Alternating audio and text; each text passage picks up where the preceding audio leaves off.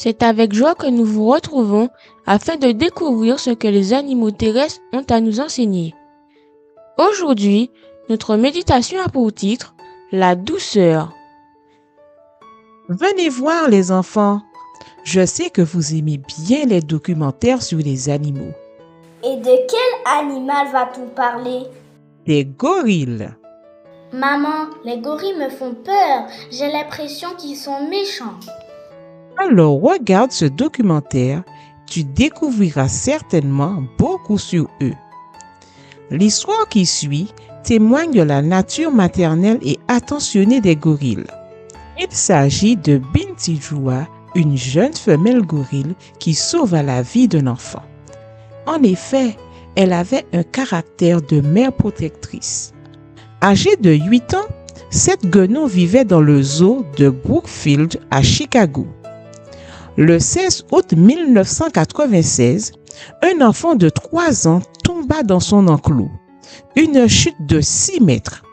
Sa tête cogna au sol et il resta inconscient. Binti Joua s'approcha alors, souleva l'enfant et le porta contre sa poitrine comme le fait habituellement une maman gorille. Elle traversa alors la fosse et déposa l'enfant à la porte de l'enclos. Cela permit aux secouristes d'intervenir plus rapidement et plus facilement. Les photos d'un visiteur furent partagées par les journalistes. Quelle belle histoire! J'ai envie de pleurer. Oh oui, je te comprends, Marie. C'est une merveilleuse histoire. Elle a été très douce avec cet enfant. La douceur est une qualité qui nous mène à penser aux autres. C'est comme Moïse dans la Bible. On dit qu'il était très doux. Nous lisons dans le livre de Nombre 12 au verset 3.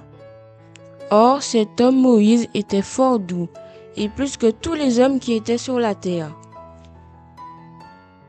Raconte-nous, maman.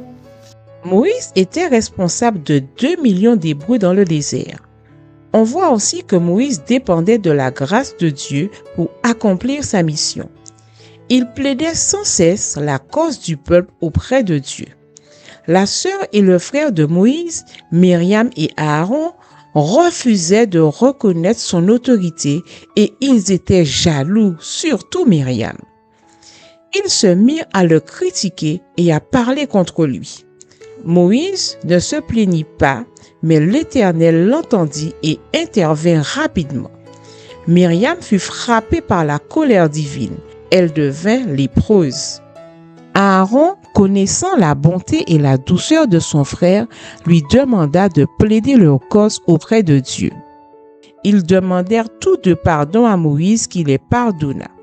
Malgré la guérison et le pardon, Myriam dut subir le traitement infligé aux lépreux et fut exilée du camp pendant 7 jours. Les gens qui sont remplis de douceur sont disposés à suivre Jésus-Christ et ils sont d'un tempérament calme, docile, tolérant, soumis et patient. Alors les enfants, soyons toujours pleins de douceur. Prions. Éternel Dieu, tu nous connais.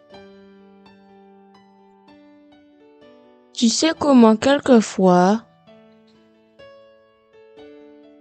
nous ne sommes pas toujours gentils. Donne-nous ta douceur et aide-nous à nous aimer comme tu nous l'as demandé. Au nom de Jésus, Amen.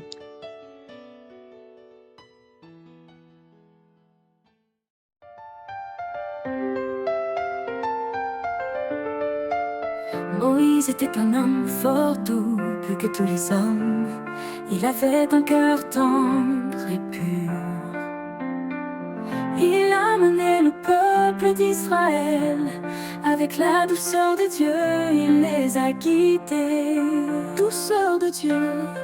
Moïse était un homme fort doux, plus que tous les hommes. Il avait un cœur tendre et pur. Il a mené le peuple d'Israël. Avec la douceur de Dieu, il les a guidés.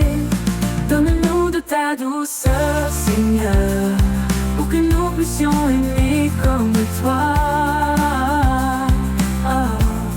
Donne-nous de ta douceur pour que nous puissions être des instruments de paix et d'amour pour toi.